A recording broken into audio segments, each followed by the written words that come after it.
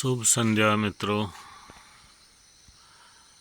आज कहानी एक गांव की जो कि हमारी गांव च यकम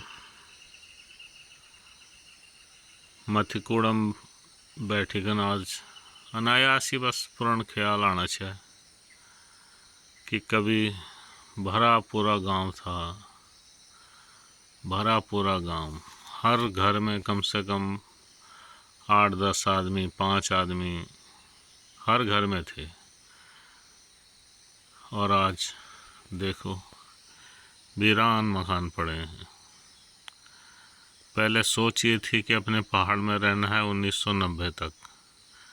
उसके बाद जैसे ही पैसा आना शुरू हुआ, लोगों ने पलायन, सबके दिमाग में घर कर गया। जैसे जैसे सुविधाएं बढ़ती गई, लोग नीचे को जाते रहे। खैर, गौशालाएं होती थी 4-5, पूरे गांव में कम से कम 100 गायें थी, कम से कम 100 बकरियां रही होंगी, 5-7 भैंसें होती थी। इन खेतों में बासमती लहला रही होती थी, स्यारक पूर्ण हून चाहिए। और बारी बारी से गर्मियों में गोट खेत होते थे, किसी के ऊपर किसी के नीचे, ऐसे बारी बारी से सबके गोट होते थे।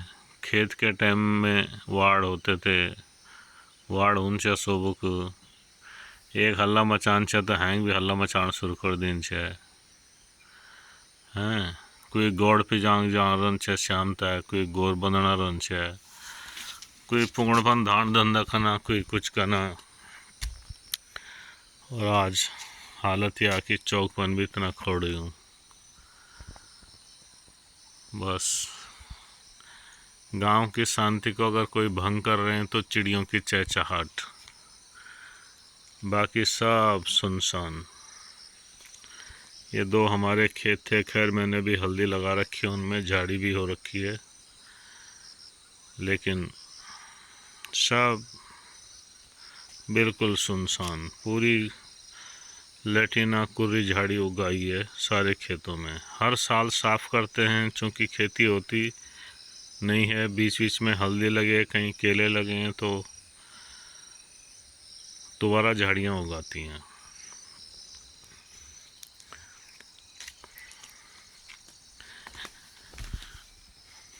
एक समय था, एक गौशाला वो थी, एक गौशाला वो है, दो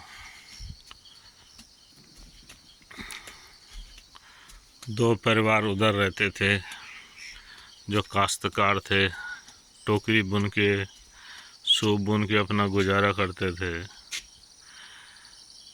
इधर भी पूरे एक खेती खेत थे।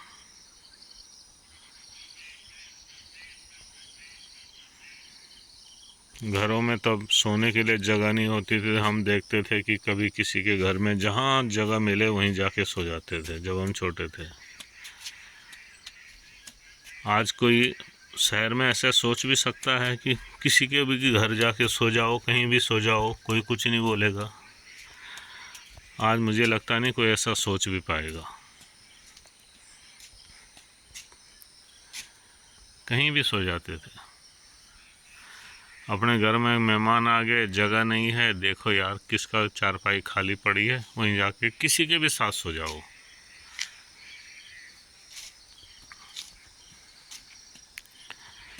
थोड़ी बहुत ही हल्दी लगा रखी है, इसलिए कि घर के आगे ज़रा ठीक अच्छा दिखे। तो उसमें झाड़ी बहुत हो रखी थी, तो भी मैंने सफाई करी आज।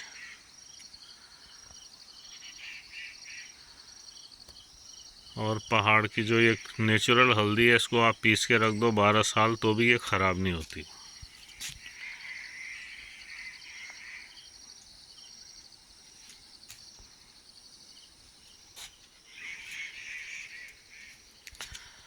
आज हैं बस अकेले हम 2 आदमी हैं यहाँ पे, बाकी सब सुनसान। कभी कभी लोग आ जाते हैं। बीच में भाई यहाँ रहता भी था, लेकिन आजकल वो भी नहीं है। ये सामने पूरे खेत हुआ करते थे, पूरे खेत, सब में खेती होती थी। सामने भी पूरे सरसों लहलाती थी उसमें, सरसों, जौ। नीचे के खेतों में कोद झंगोरा, उधर भी कोदा झंगोरा। ये पूरे सियार के खेत थे, मतलब रोपाई वाले खेत थे। सब तहस नहस हो गया। और प्रकृति ने सोचा कि जब तुमको कदर नहीं है तो मैं भी क्यों कदर करूं। ये देखो सामने वो लैंडस्लाइड हो रखा है, वो भोंसली जाने का रास्ता है, पूरा नीचे को आ गया। वहाँ भी लैंडस्लाइड हो गई है, और वहाँ से भी भोंसली गांव के नीचे से भी पूरा लैंडस्लाइडिंग हो रखी है, 2 जगह से।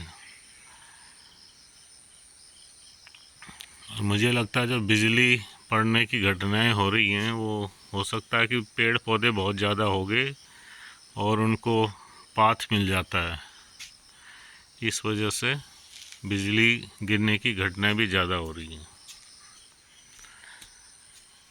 बस हम जब काम से थक जाते हैं, जब भी मौका मिलता है, आ जाते हैं अपने बचपन को जीने के लिए यहाँ। अब जब तक हम आ रहे हैं, आगे आने वाली पीढ़ी को शुद्ध बुद्ध आएगी तो आएंगे, नहीं आएगी तो क्या बोले हम। फिर भी प्रयासरत हैं, लोगों को बोलते हैं कि भाई आओ आओ आओ, आते भी हैं, आने भी लगे हैं लोग। खैर सबने अपने घरों की मरम्मत की है, लेकिन रहना भी पड़ेगा ना। महीने में अगर 2 रात भी रह लिए। अब ये दादा थोड़ा जो खोड़ के त्याड़ से बना आग लगाना, ताकि धुआं देखे जंगली जानवर भाग जान, मच्छर मुच्छर कीड़े मकोड़े सब भाग जाते हैं। और नीचे केले लगा रखे हैं दादा और ने, पल्ली साइड भी थोड़ा केले लगा रखे हैं। सामने ऊपर मैंने नींबू का बगीचा लगाया हुआ है। देखो जितना अपने से पितृभूमि के लिए हो पड़ता है हम करते हैं, उन्हीं का आशीर्वाद है, जैसा भी है। चलो नमस्कार दोस्तों, पसंद आए तो शेयर लाइक सब्सक्राइब ज़रूर करना।